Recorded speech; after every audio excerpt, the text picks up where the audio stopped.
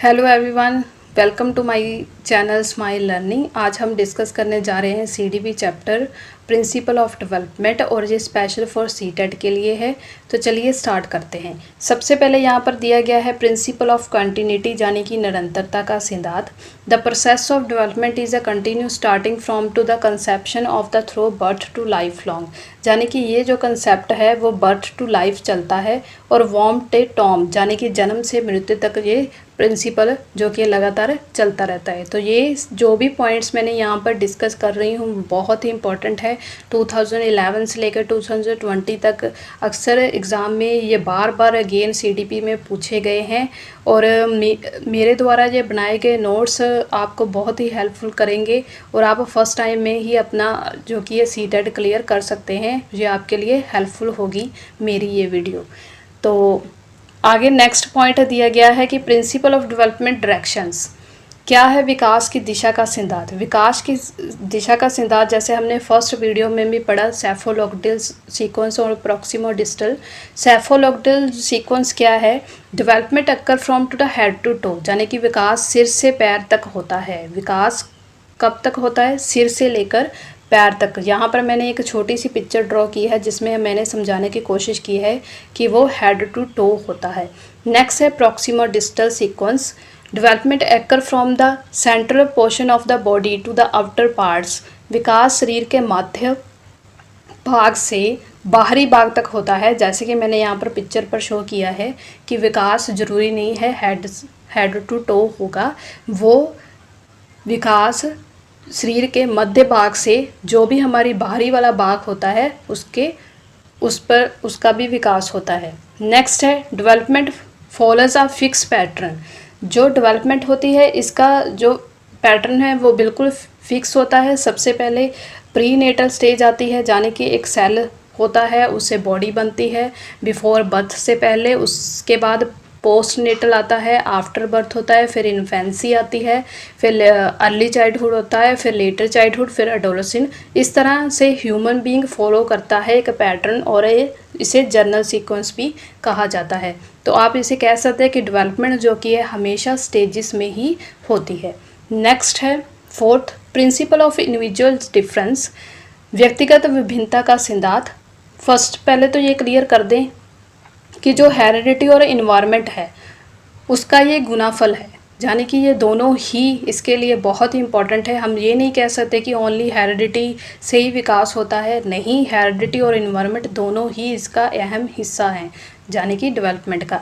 जैसे कैसे पता चलेगा इंडिविजुअल डिफरेंस के बारे में? जैसे पहले बच्चा तुरना सीखता है तो वह पहला कदम कब उठाता है, ये समा हर एक बच्चे का अलग अलग होता है। ये नहीं कि 3-4 साल 2 और 3-4 साल के बच्चों में से अगर आज एक बच्चे ने पैर अपना सबसे पहले उठा दिया तो इंडिया के जितने भी 3-4 साल के बच्चे होंगे वो सभी एक टाइम ही अपना कदम उठा रहे होंगे इसी स्टेज में। ऐसा कभी नहीं होता, हर एक बच्चे का अलग टाइम होता है।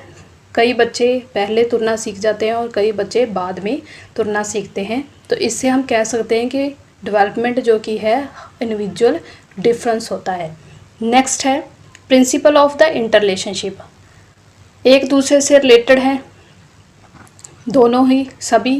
डेवलपमेंट इज़ अ वेरियस यानी कि अंतर संबंधी का सिद्धांत है। Development is a various aspect of the child is interdependent due to the interrelationship. जैसे मैंने यहाँ पर शॉर्ट फार्मूला लिखा है कि physical development, cognitive development, social development और इमोशनल डेवलपमेंट, ये चारों का ही सिद्धांत है। ऐसा नहीं कह सकते कि एक बच्चे में फिजिकल डेवलपमेंट ज़्यादा हो गया, एक बच्चे में कॉग्निटिव डेवलपमेंट ज़्यादा है, नहीं, ये चारों ही बहुत ही इम्पोर्टेंट है और ये एक दूसरे से संबंधित है।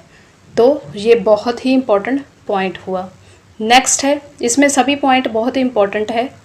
नेक्स्ट है प्रिंसिपल ऑफ द इंटीग्रेशन यानी कि एकीकरण का सिद्धांत। इसका अर्थ है कि एक बालक का विकास विशिष्ट से साधारण और साधारण से विशिष्ट की ओर जाता है, यानी कि general to specific, specific to general जाता है। इसलिए विकास में ये दोनों क्रिया जो कि है चलती रहते हैं। बच्चा जनरल से स्पेसिफिक स्पेसिफिक से जनरल जाता है। नेक्स्ट है प्रिंसिपल ऑफ प्रोडक्टिबिलिटी, पूर्व अनुमान का सिद्धांत। विकास के बारे में शुरुआती सालों के आधार पर हम भविष्यवाणी कर सकते हैं। उसकी बुद्धि के आधार पर, यानी कि उसका इंटेलिजेंसी टेस्ट के आधार पर इसकी प्रेडिक्टिबिलिटी की जा सकती है कि उसका विकास कैसा है, बच्चे का आगे जाके फ्यूचर कैसा होगा, इसके बारे में। नेक्स्ट है एर्थ यूनिक डेवलपमेंट। हर एक बच्चे में एक अनोखा विकास होता है। इसका अर्थ है हर व्यक्ति, यानी कि हर बच्चा या बालक विकास एक मात्र समान नहीं होता, हर कोई अपने आप में यूनिक है। तो ये इम्पोर्टेंट हुआ पॉइंट। नेक्स्ट है स्पाइरल लाइनर डेवलपमेंट। 19 विकास में बालक के द्वारा पहला कदम मार्ग सीधा या रेखीगत नहीं होता है, वो हमेशा स्पाइरल होता है। जैसे मैं यहाँ पर आपको बता देती हूँ कि जब मान लीजिए ये एक पॉइंट है, विकास की सीधी शुरुआत हुई बच्चे की, फिर निश्चित समय पर वो एक विकास की ओर जाता है, फिर दोबारा वो उसी चीज़ की प्रैक्टिस करता है, थोड़ा आराम करता है, समय लेता है और फिर अगेन आगे बढ़ता है। तो विकास जो कि ये स्पाइरल है, वो कभी भी लाइनर नहीं होता, सीधा नहीं होता। तो ये बहुत ही इंपॉर्टेंट पॉइंट हुआ एक। नेक्स्ट है डिफरेंट डेवलपमेंट, लड़कियों लड़कियों के बीच का अंतर, यानी कि लड़कियां जो है लड़कों से ज़्यादा जल्दी मैच्योर हो जाती है। तो ये भी एक इम्पॉर्टेंट है कि हर एक में डिफरेंट डेवलपमेंट होती है, सेम नहीं होता। नेक्स्ट है raped development of during early years, जैसे बोलना, लिखना, शारीरिक विकास, शुरुआती सालों में ग्रोथ और विकास का बढ़ना। तो ये भी जो कि एक इम्पॉर्टेंट पॉइंट हुआ।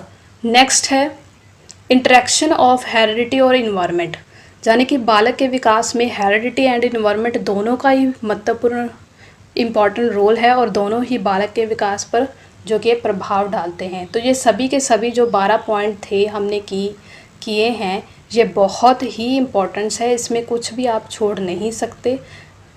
तो प्लीज़ आप इसे ज़रूर, या तो आप नोट्स इसे बना कर रखें या इसकी शॉर्ट स्क्रीन कर रखें। अगर मेरी आपको वीडियो अच्छी लगी हो तो प्लीज़ इसे लाइक, सब्सक्राइब और शेयर कीजिए, और इसके रिलेटेड मुझे कमेंट कर ज़रूर बताना कि आपको ये वीडियो कैसी लगी। Thank you for watching.